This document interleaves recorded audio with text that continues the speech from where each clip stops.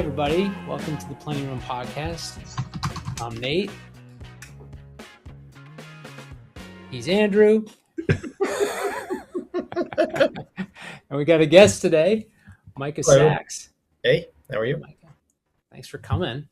We teed up a special segment for him on golf courses towards the end of the program, but there's a few things we want to talk about first. So just thinking to kick this off, just on a really somber note, just wanted to acknowledge the passing of Louisa Gag. She was killed in a car crash last week while riding her bike near, I think it was Roxbury Crossing, T-stop. And I did not know Louisa, but I know her dad, Steve, and I know both of her parents are extremely civically engaged people. I just think extraordinarily well of these people as a family and what they've done for the community. And so it was extremely sad. And there was a vigil that was held on Saturday in Adams Park in the center of Roslindale. And I don't know, Andrew, like what the count was, but there was well over 200 people there. Yeah. It could have been more than that, honestly. There was a lot of people there. And we took my whole family. We went in the yellow vests, yellow shirts, in honor of the message of pedestrian and bike safety. And my two older children, who are 8 and 9, they weren't super thrilled about going because they're like, oh, we want to kind of do something else. And, they didn't know anything about what was happening. And, they were asking questions when we were there, like, well, how long is it going to take? And I was like, listen, this is important for you to be here. As soon as the program started, though, it was pretty short. It was only like a half an hour or so. It was so moving because these were just neighbors and close friends of Louisa's who shared just like the most beautiful stories and painted a really wonderful picture of what this person was like and the impact that she had on people. Both my kids were crying, and not that I'm happy to see my kids cry, but I was so glad to see that moment have touched them. And I just feel so terrible for the Gag family. And there's so many tie-ins with things we've even touched on this show, but I'll shut up now and just give space for you guys here. But I definitely want to acknowledge that because it's a big thing, and there's things to come from this too, that are relevant to what we care about on this podcast. So Andrew, do you want to share some thoughts? No, I mean, I just similar to you, Steve and Laura, her parents both loom large in Roslindale and have a big impact on me since I've moved here. And I think set a great example for the kinds of things, how to advocate for things that you want to see in your community in a positive way. And it sounds, obviously Louisa was doing that in her work as a transportation planner, as an advocate. So it makes this really difficult to take. There's, we can share in the link to the podcast, there's a kind of open letter that a group of people is collecting signatures from. So a lot of the same people around the Hyde Park safety improvement. And, I think it makes real, what so many of these things that we advocate for. And sometimes it feels like, it almost kind of feels like getting sucked into something sometimes, like a culture war kind of thing. And then it becomes real and tangible when something like this happens. Like, oh yeah, this is why we care about these things, are passionate about it, because real people's lives can be impacted, can be ended based on policy decisions around how people get around. So, hopefully this is an opportunity to evaluate and make things better. So hopefully that can be the silver lining in this. But similar to you, I was moved by the turnout. And again, I hope that this is kind of a wake up call that maybe we've over reversed on the pause on some of these initiatives. I met her once or twice. She's friends and coworker with a couple of people I'm friends with. And just, I mean, from everything I see, it's like she's one of these people that knew everybody and everybody loved. And like people only say it after the person is gone. Or maybe, they all say it in unison after the person is gone. So just seems like a terrible loss. I think you're right. I also do get the impression that she's one of those people that knows everyone, probably like her parents. Like everyone knows her parents. But even my wife was um, looking through her emails. She's like, oh, I never met her. And then she's like, oh wait, no, I have been in touch with her. We haven't met in person because my wife organizes the bike bus from Fallon Field to the Sarah Roberts School. So it's just a group of kids and parents and family members and neighbors just kind of bike to school together. And so yeah, Louisa and Kellen have been in touch about something around blue bikes because that was a big initiative that she was leading. And I hadn't mentioned this, but like I think one of the things that just makes this so particularly tragic too is like this is someone who had dedicated a huge part of her career to advocating for bike safety. And so that's what I think is what beyond, in addition to just kind of the connection and actually knowing some of the people that are involved here, it's also just how tragic the circumstances are here and how it relates to the cause that she cares so much about. And like Andrew said, like, yeah, you just hope that something good can come from this. And I believe that there is not that there was any shortage of, I think, momentum and energy in the pedestrian and bike safety community, but I think this could be galvanizing in a pretty significant way. And actually, we should mention that on Thursday. I don't know if this will drop in time for folks to know about this, but there is going to be at City Hall Plaza on Thursday at 5:30. There's going to be a program. There's going to be a vigil to honor Louisa, but then also a call to action for urging the city to, unpause the pause and let's create safer streets for all. All right. It's a tough topic to lead with because it makes me much less excited to transition to other topics. You don't want to talk about golf courses? Yeah, let's talk something else to talk about. Let's just talk about golf. Yeah. U.S. Open's coming up. Great. Yeah, I hear the course is like super dry. That's what I've heard, is that they just like, people are gonna get like 400-yard drives. I will say, as somebody who is strongly in favor of reducing the footprint of golf courses, I could not care less about professional golf. Talk about golf courses. Let's do it. Yeah. Let's tackle it. So, Micah grew up on a golf course. Did you know that? No, that's not true. So I grew up in Natick, in a house that was built in 1975 or 6, and I was born a couple years after that. But it was built on a former golf course, and so actually, as a kid, every so often you would find a golf ball just like in the backyard, just Oh. Yeah. So okay, so you basically you lived like a proto Yimby Beaver dream of turning golf courses into housing. Wow. That's exactly right. Yes, that's amazing. Yeah, okay. No. I was birthed by yes. I don't know, but yes.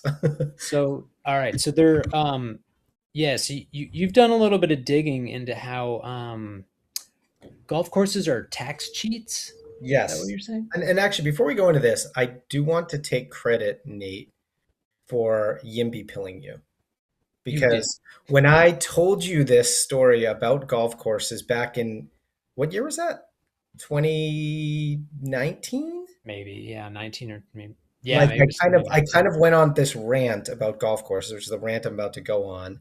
And I mean, I don't know, Nate, you can tell me. I mean, my understanding is you hadn't really thought much about this whole sort of like the importance of housing reform. And so, yeah, if I can have had a part into turning you into the giant of Yimbyism that you are today. You were the spark, man. No, you really were. It was actually right. It was like 5 feet from here. We were on the sidewalk watching our kids play in the driveway. And and he was telling me all this about golf courses. Like, that's crazy. And I was like, and then something came up about zoning. I was like, well, why don't they just change it? And Mike was like, you don't understand. I was like, why? I don't get it. And I never got a good answer to that question from anybody, which is what radicalized me so much. I'm like, there are no good answers for the why for any of these things. So yeah, I fell down a series of rabbit holes as a result of that conversation on my sidewalk Yeah. so many years ago, Micah. So I'm so yes, proud. I'm so it's proud. your fault. Yeah. So, you want me to just kind of give the rundown and history here? Yes. Okay. So high level, country clubs in Massachusetts benefit from multiple levels of what are effectively tax subsidies that at the end of the day end up meaning that they pay something like 10 to 20% of what their property taxes should be. Um, and so, the what does this mean in practice? Hogging up highly valuable land in highly desirable suburbs that could be potentially converted into tens of thousands of housing units. Um, and, just to give a sense of the scale of the issue, there are 55 private golf courses in Greater Boston. So that's Greater Boston, including North Shore and South Shore, and then, like, I think within like 95. Um, 31 of them benefit from these tax subsidies, and they cover more than 77,000 acres of land in, towns like Newton, Brookline, Wellesley, etc. So you can just kind of imagine the value of the land that they're sitting on and paying uh, quite low taxes on.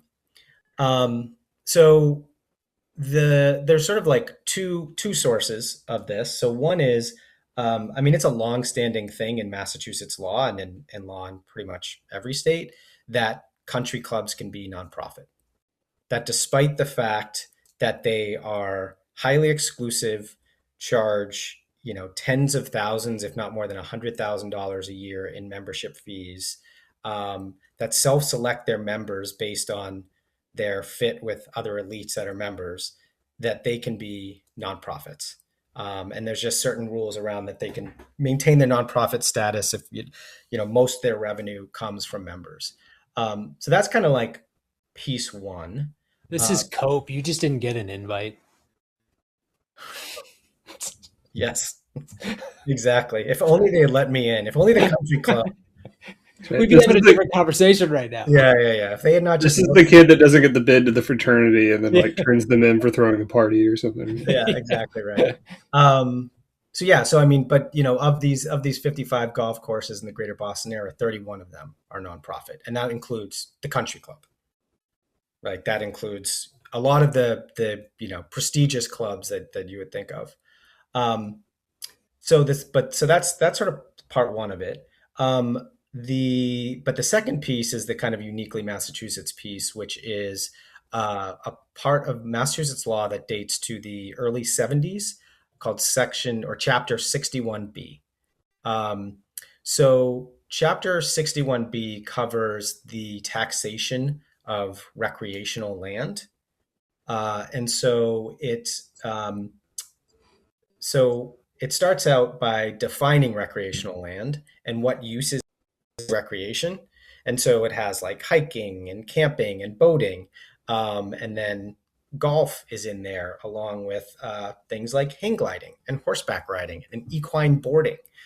Um, so that first sort of categorizes golf courses as potentially benefiting from the sort of taxation benefits that go in there. So that's section one. So then section two grants a huge valuation discount to all recreational land, so that whatever it's valued at, it automatically gets a 75% discount for the local tax assessors. So if the land's valued at $10 million, it immediately becomes $2.5 million for tax valuation purposes. And the other interesting thing about it is that where the standard rules around how you value land is that it's valued based um, on its uh, basically its highest and best use, like effectively what would be its market value. Yeah. That is not how you actually value golf courses. The law specifically says that the valuation should be based on its current use. So that means not what would it sell if you were to subdivide it into residential lots, but if it were to be sold as a nonprofit golf course. Okay. Yeah. Which Okay, so it's okay. So you get a 75% discount on a discounted valuation. you get a Like, 75% yeah. discount on a discounted valuation. Yes. Wow. Yes. Which then, how you even benchmark that, if you think about that, that gives the assessors huge latitude in deciding how to value that, because what is the resale value of a nonprofit golf course? Nonprofit courses are never sold for the use of golf courses. The only time that the land is ever sold is when they hit financial distress and they sell it to a developer for redevelopment for residential and commercial purposes. So how are So they coming up with the assessments? Like, what are they doing? Do you the know? assessments are kind of whatever they want them to be. So just to give you a few examples, um, Concord Country Club in the town of Concord covers 199 acres of land, and they valued it at $1.4 million. That sounds about right. Yeah. Yeah, that sounds about right. Um, the country club land is valued at $5 per square foot. Oh, wow. So that's Okay. around $200,000 for an acre of prime land in Brooklyn. Concord. Okay. Yeah. So in effect, the assessors have total leeway on this, because how do you even challenge it? I guess why, but why would they set it? I mean, wouldn't they be incentivized to jack up the valuation? Because if they're only gonna, if it's gonna be discounted 75%, like, wouldn't they be incentivized to try to Well, make the valuation as high as I possible? mean, this goes back to the original. The original intent of the law was about. I mean, the headline was this was about uh, preventing. You know, it was about when there was rising values of land as there was increasing suburban development, and so um, there was the concern that all this land, farmland, recreational land, because there's a section in 61B that covers basically reduced taxation for agricultural land as well, that it would all be converted into, residential tracts, which would be like the most horrible thing that could be imagined, in the state of Massachusetts. Um, so, I mean, in effect, it's a way for towns to maintain undeveloped land. And so by maintaining the tax benefits for these country clubs, it maintains that land. The additional piece of it too is that the country clubs are effectively incentivized to never convert any of their land into residential, or basically like carve off a piece of it, because the other piece of the rules here is that if they ever were to convert the land, they would owe, first off, the land would have to be reassessed at its fair market value. The 75% discount would go away, and then they owe 5 years of back taxes and the difference between the fair market value taxes and what they actually paid. Oh, okay. Wow. So what that means in effect is that they're disincentivized from ever redeveloping any portion of the land, like basically shrinking their footprint and potentially, adding some area that could be housing stock. Um, And then, of course, since they're nonprofit, it's not like they have shareholders or trying to maximize returns. The members of a country club are incentivized to just exist for as long as possible and continue to reinvest, any surplus into the facilities. So the only time you really ever see a country club get redeveloped is when it hits financial distress and it has debts that it can't repay. And so, like, an example of that is in Millis, the Glen Ellen Country Club, which happens to be where my senior prom was sold. Again. So many connections. So was You didn't get the invite to the prom.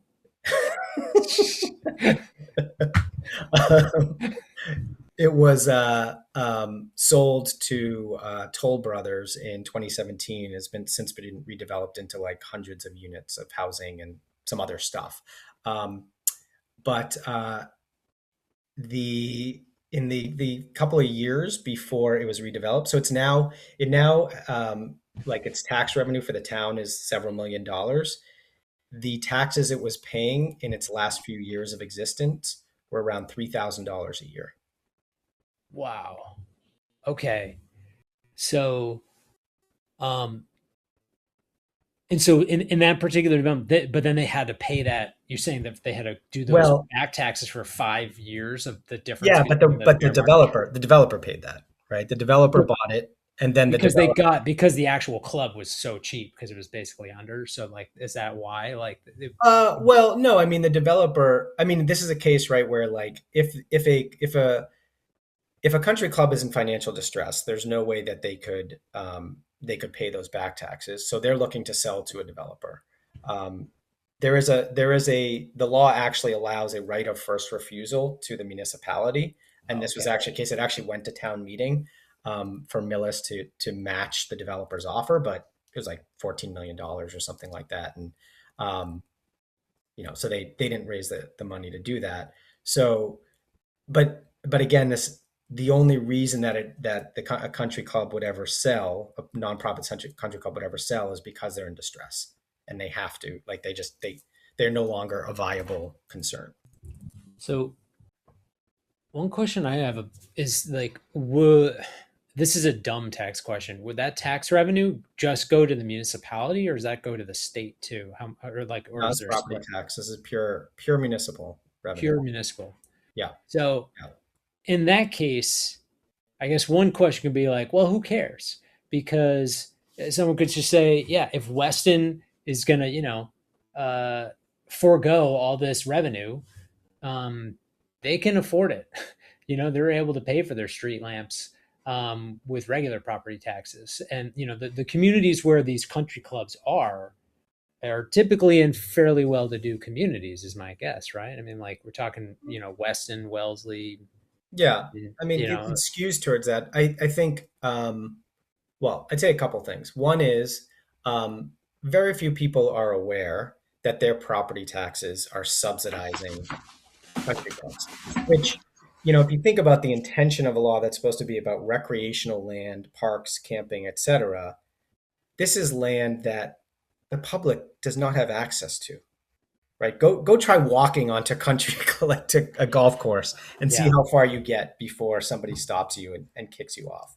Um, but the other piece too is, I mean, absolutely the towns. I mean, if you go back and look at like news stories about this over the years, you often see selectmen in town saying like, yeah, we don't really like that we're subsidizing the golf course, but you know what? It prevents it from being developed. Right? It is a price they are willing to pay. But what that also means, it's an externality that all the people who can't afford housing in the state pay. Another thought is like, because that this was like this somewhat relates to the viral moment in Marblehead, right? The guy was I'm sorry, Oh yeah, yeah. They want to yes, they were going to rezone yeah. Is it rezone the golf course or they were rezoning the golf course to be in compliance with the MBTA Communities Act. Like that was where they were zoning for housing. But the intention was nothing is ever going to be built there, perhaps because of all these reasons. yeah, And like they had no intention of stopping to operate the golf course there. And so yeah. it actually creates a way for towns that want to Mhm. shirk their responsibilities to actually allow more housing to zone that for housing, knowing it's never going to get built. No, yeah, 100%. Yeah, I mean, I don't know offhand. I feel like that one might be a municipal golf course, so it's kind of Okay, a different fair. animal. I'm not 100% certain. Um, but the notion of just, using a golf course as a convenient way to prevent uh, residential development, yeah, this probably isn't the only trick in the book that's using golf courses now. Yeah, and I guess like at the time, like in the early '70s, it's kind of understandable in the context of when that came up because yeah, people were just worried about basically the suburbs just taking over all land, right? And so they just wanted to conserve something. It does seem like weird that golf courses, like private golf courses, end up in there. That's not the same thing as a hiking trail, Yeah, yeah, because that's accessible and also yeah, like there's a lot of valuable activities that are happening on there, and the fact that none of that stuff is taxed or taxed at a deeply discounted rate Yeah, it does strike a weird fairness tone here. Yeah. Um, Yeah, so and you can imagine too the towns. I mean, um, uh, you can imagine the towns using the money to actually subsidize, affordable housing, right? Like deed restricted affordable housing, because the sheer scale of the revenues if they were to actually open up this land for residential development. I mean, I did an analysis a couple years ago on the country club and what they paid in taxes. And um, so at the time, their annual tax bill, this is fiscal year 2022, was 1.2 million. Um, but depending on how, if you were to actually like, depending on what benchmarks you use and getting them to 100% value, their tax bill would grow to something like 6 million to close to 10 million. Right. And so, I wow. mean, that's serious money that could be Yeah. used to, right, if you wanted to subsidize deed restricted or, rental, at least subsidized housing. Schools, Schools, roads, yeah, I mean, buses. whatever. Yeah, you name it. Yeah. Bike lanes. So what's the play? How do you What's the fix it? play? I mean, what is the play? I mean, the play is to reform the law. I think like if you think about what's potentially reformable, I would actually say the nonprofit status of country clubs, like that feels to me like the sort of thing if it got more attention, like there could be some like because who would actually support it? Who would actually like what politician would stand up there and be like, no, no, no. These are they're doing a public good. We should definitely continue to subsidize places that you have to spend $50,000 a year to be a member of, and you only get accepted if you are white, wealthy, and went to an Ivy League school. Like, so I feel like there might be something there. I mean, the law itself just like, yeah, should just be reformed. Um, but I don't know. What's the Overton window for it? I'm not sure. What do you think? Well, I think it's just is it salient? Like it's not. It's like because Open Windows is about things that were like it's too. We're not ready to talk about this thing yet Yeah, because like it's too complicated. This is where it's just like no one's paying attention to it. I think yeah, like what your point is that if we're actually better known, that people would be like, wait, what? yeah. Um, and that could kind of make sense. But my concern is that like in a number of these a sizable constituency in these communities would probably not care anyways. Like Mhm.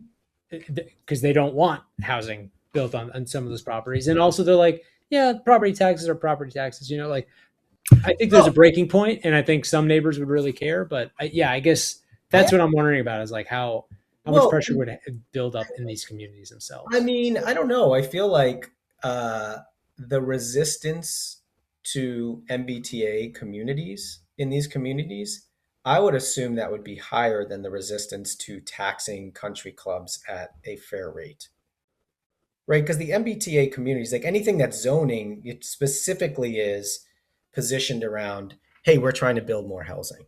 This doesn't need to Yeah, be positioned as building more housing. This can just be positioned as these bastions of the wealthy are not paying their fair share. You are subsidizing them Right.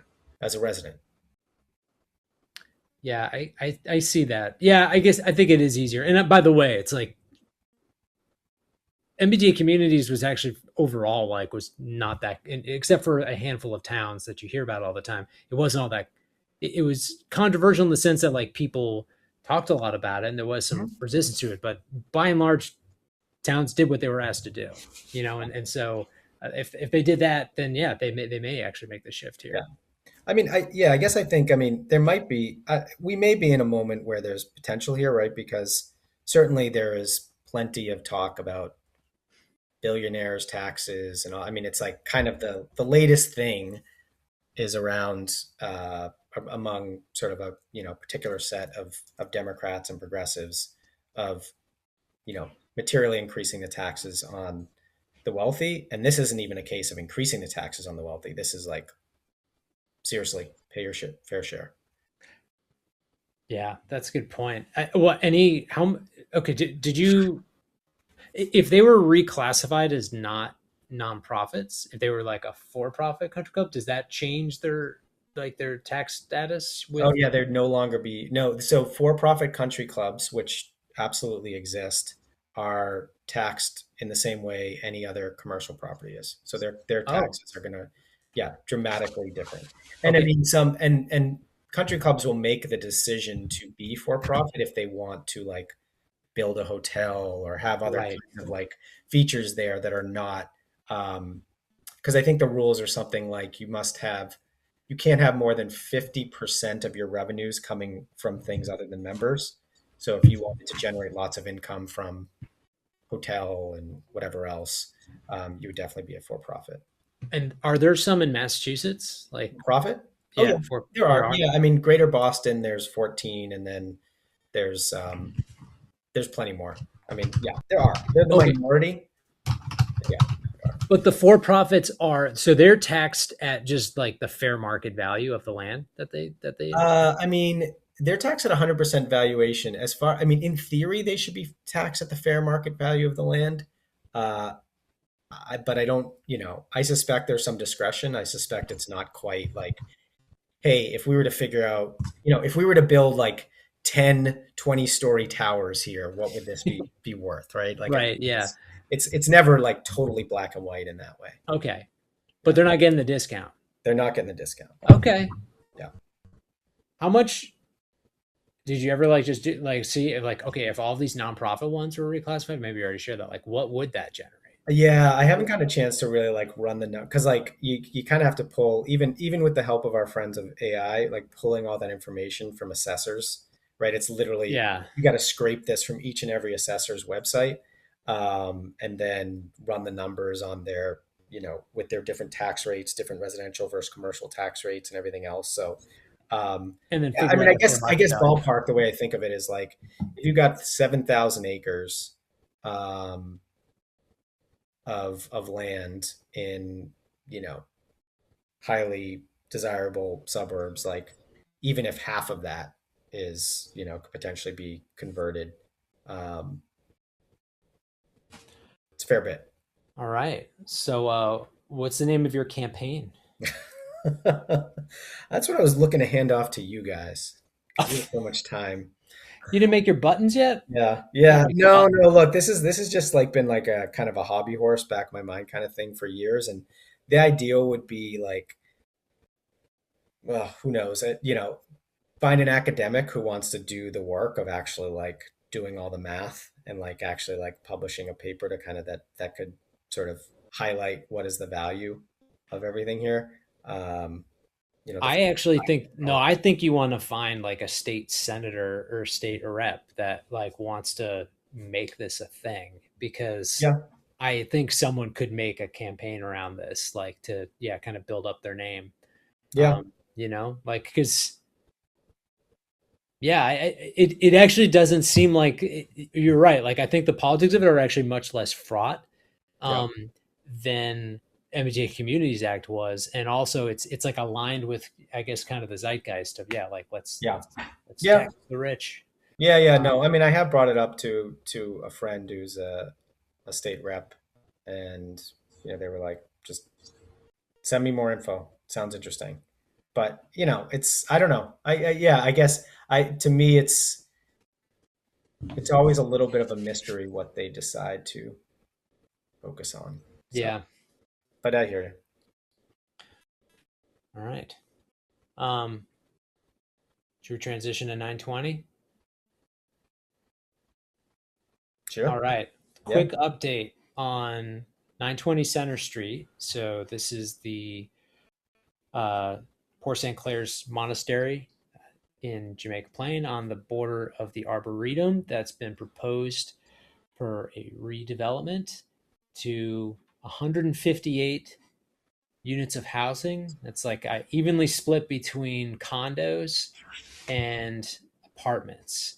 And I think also that, if I'm wrong, I think it's like 24% of the units are going to be affordable. I think at 60% of area median income, which exceeds the city standard for qualifying for like affordable housing.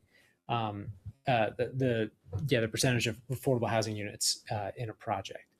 So we on the last episode we hosted Seamus Holland from 16 Penny, which is the builder of this proposed builder of this project, and they just had their public meeting.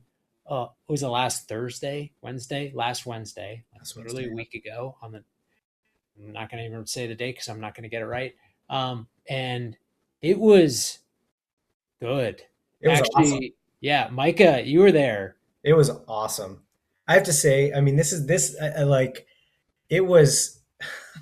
So, I mean, I spent years on Jamaica Pond Association, Jamaica Plain Neighborhood Council, that Article 80 hearings, right? Like, I've been to a lot of these things, and and this goes back to from 2019 through I don't know 2023 ish, and it just beat me down. It was just they were so rare to hear a voice that was pro housing, and this the pro housing voices absolutely drowned out the NIMBYs. There were at least 5 to 8 young people in their 20s who are like, I'm a renter, housing's too expensive, please build this. It was just amazing. The actual count, like a sentiment analysis of the comments shared at the hearing, was 42 public comments in favor against 8 that were against. We're talking 84% of the comments were supportive of this project at this public meeting.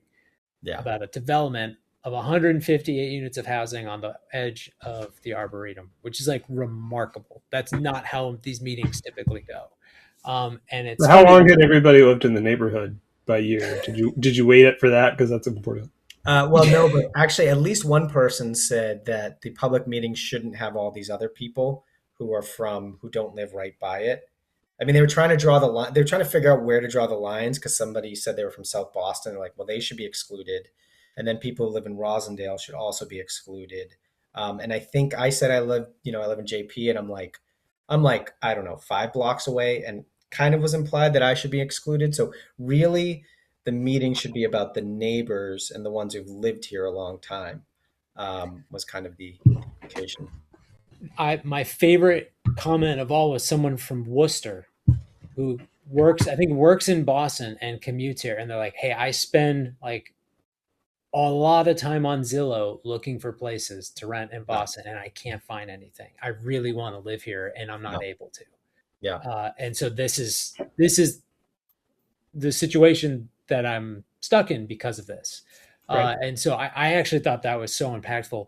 We were getting, Andrew and I were getting texts from our friend Alan who said that there's a rumor circulating that we had paid people to show up to this meeting to represent this. And I was like, where's all this money?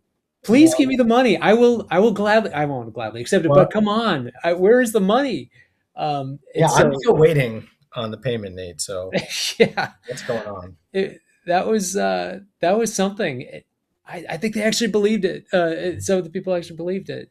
So there, I will say, I thought a couple of comments about, and actually, if anyone from the planning department happens to listen to this, I have a couple of requests here. Please disable the chat in the Zoom calls. All right.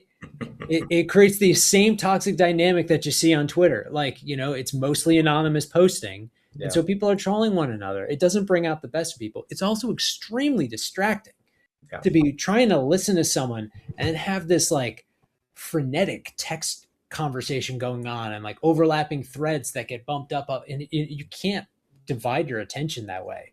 If we're at a public meeting in person, we're not doing that. It's just you're looking at the person on the stage. I think that's how these things should be modeled. And actually, we had some success during the Squares and Streets process in Roslindale around this, because we brought this up. Like, this is like not good, the dynamic that forms in these chats.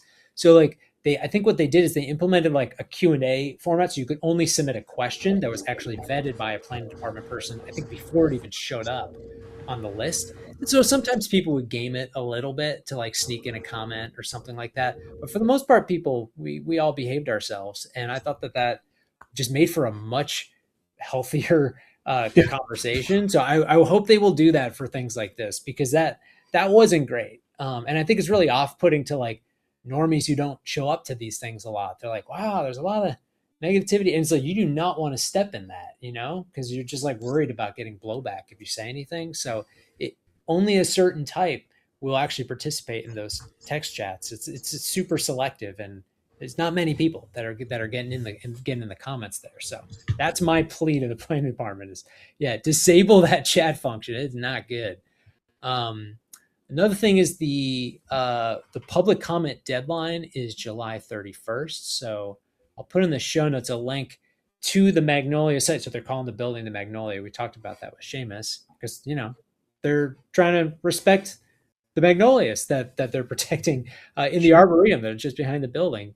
And so they actually have on their site, on the site for the development, a place where you can submit a letter to the planning department in support of this project. So if you're inclined to do so, please do it by the 31st.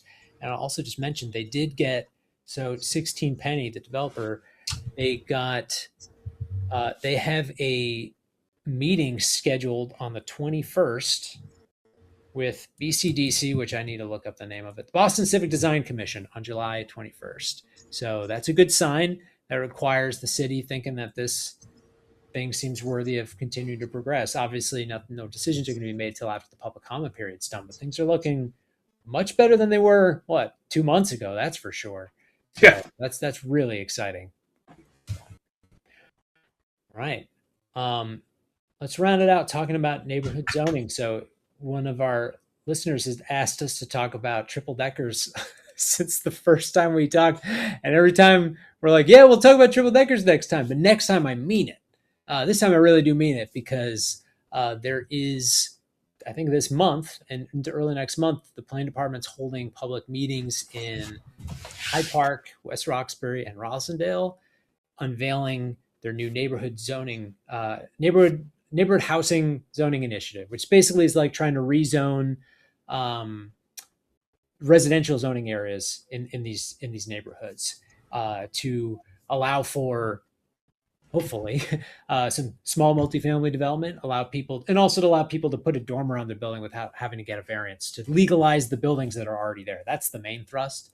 But if we're talking about wanting to actually legalize triple deckers in Boston, this is one of the things that has to happen. Is you have to change the zoning in the residential areas to legalize the triple deckers that are already there. So that way, if they ever want to make repairs or some kind of substantive change, they don't have to go through a variance process that takes, they're saying 6 to 12 months. I mean, I think the average is still like 9 months just to get a hearing with the Zoning Board of Appeals. And so that would definitely slow the bureaucratic overhead on the city side, speed up things, and lower financing costs on development side, and just make people's lives easier, and they can improve their properties and not try to do things without pulling permits. So it also just makes for safer homes too. So I'm really excited about that. So they're doing those meetings. Yeah, so those start on July 20th in Hyde Park, and then it's going to be the next week. It's going to be Roslindale, and then the following week in West Roxbury. So I think everybody that listens to this that's invested should try to find a way to attend and submit comment, but definitely if you live in Southwest Boston, it's going to be really important and really big. And I think, as somebody who really likes my neighborhood, I like the idea of the zoning code reflecting the neighborhood, like allowing the neighborhood to exist rather than making 99% of the homes out of conformance. So I'm very excited about this, and for all the reasons that you said, Nate. Yeah, and we're hoping to get someone from the planning department to join our next episode to talk through this in more in depth. Of course, in addition, if we're talking about, it's not necessarily the main thrust of neighborhood housing, but like this kind of quest to re-legalize triple deckers in Boston, which is such an iconic part of like this urban fabric here, there also have to be some other changes made, not just to zoning, but also to probably building codes or fire codes too, because there's some pretty important things that are triggered once you go from 2 to 3 units of housing, particularly around like fire sprinklers is a big one that's typically triggered there. So and some other things too, but the zoning is like kind of it's definitely a precondition. It's necessary, but it's not sufficient to unlocking more small infill development that we'd love to see in our neighborhoods. Right. Cool. Yeah. All right. Miss anything? No, I thought that was great. All right. Yeah. Thank you for inviting me. Yeah, Micah, thanks for coming on. Yeah, happy to rant about golf courses whenever you like. All right, let's find us a politician to champion this. That's right. Let's bring our land use code up to par, if you will. I have some candidates. I won't show their names on the call because That's okay. I'll put in the show notes. Yeah, please do. All right. Thanks for coming, Micah. All right. Thanks, Talk to you guys later. See ya. Bye.